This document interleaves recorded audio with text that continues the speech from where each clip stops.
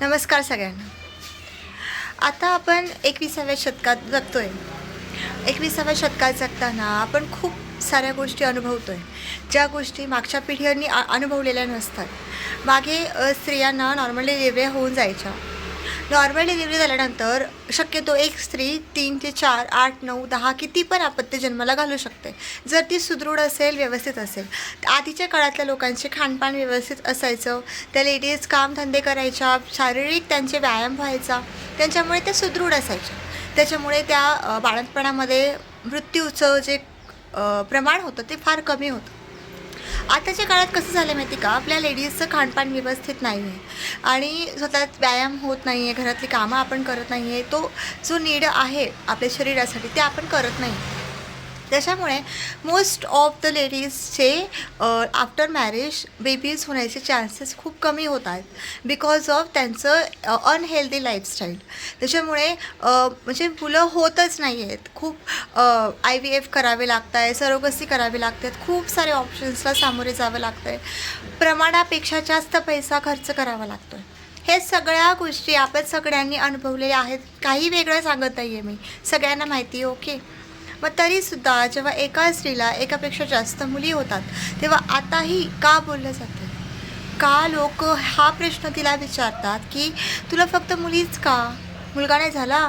अगं बरं, मग अजून एक चान्स घे. काय होतं, तुझी नॉर्मल डिलिव्हरी आहे ना, अजून एक होऊ दे. अरे बाबा, इथं एक मुलगा सांभाळणं अवघड आहे. आपल्याला त्यांचं लाईफस्टाईल द्यायचं आहे, त्यांना चांगलं शिक्षण द्यायचं आहे, त्यांना मोठं करायचं आहे. आपण 4-5 मुलं होऊ देऊ शकतो का? We can afford it. Okay, afford जरी केलं तरी पण गरज काय आहे? जर आम्हाला 2-3 मुलं बस आहे, आम्हाला आमच्या मुलीमध्ये आम्ही खुश आहोत, तर तुम्ही का सांगता की अजून एक होऊ दे?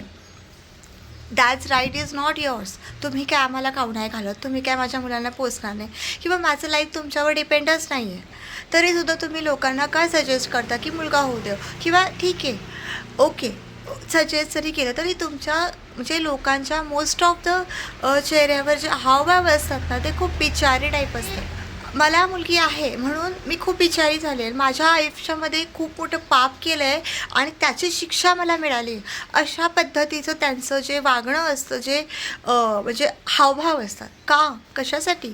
अरे आताच्या काळामध्ये वृद्धाश्रम भरलेत एवढे, त्या वृद्धांना विचारा की तुम्हाला मुलं आहेत का तुम्हाला मुलीच होत्या म्हणून तुम्ही वृद्धाश्रमामध्ये पडलेले आहात? वृद्धाश्रमाचं कारण फक्त मुलीच असू शकत नाही, मुलंसुद्धा आहेत, मुलंच आहेत. तुमची मुलं तुम्हाला आयुष्यभर पुरणार नाही आहेत, हे आताच्या काळात एक सत्य आहे. यू कॅन एक्सेप्ट, तुम्ही एक्सेप्टच करायला पाहिजे ह्या गोष्टी. तुम्ही का एक्सपेक्ट करता की मुलगाच हवा आहे आणि मुलगा झाला तरच तुमचं आफ्टर लाईफ तुम्हाला जेवण मिळेल?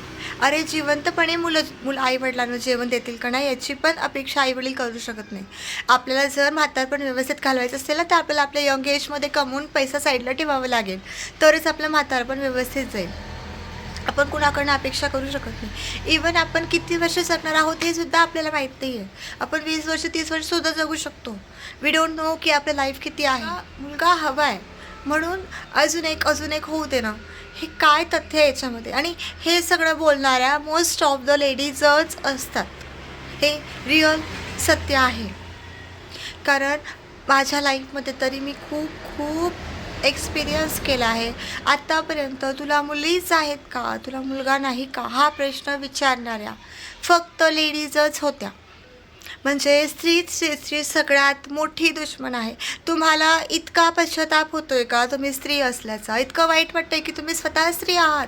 अरे आपल्याला अभिमान वाटायला पाहिजे की आपण स्त्री आहोत, आपण ह्या जगाचे निर्माते आहोत, आपण एका नवीन जन्माला जन्म देतो, आपण सगळं काही करू शकतो. तुम्ही स्त्री असल्याचा अभिमान वाटायला पाहिजे, तुम्ही सपोर्ट करायला पाहिजे सगळ्या. माझी कळकळीची विनंती आहे मैत्रिणींनो, जर तुम्हाला मुली आहेत, you have to be proud की तुम्हाला मुली आहेत, तुम्ही आई आहात.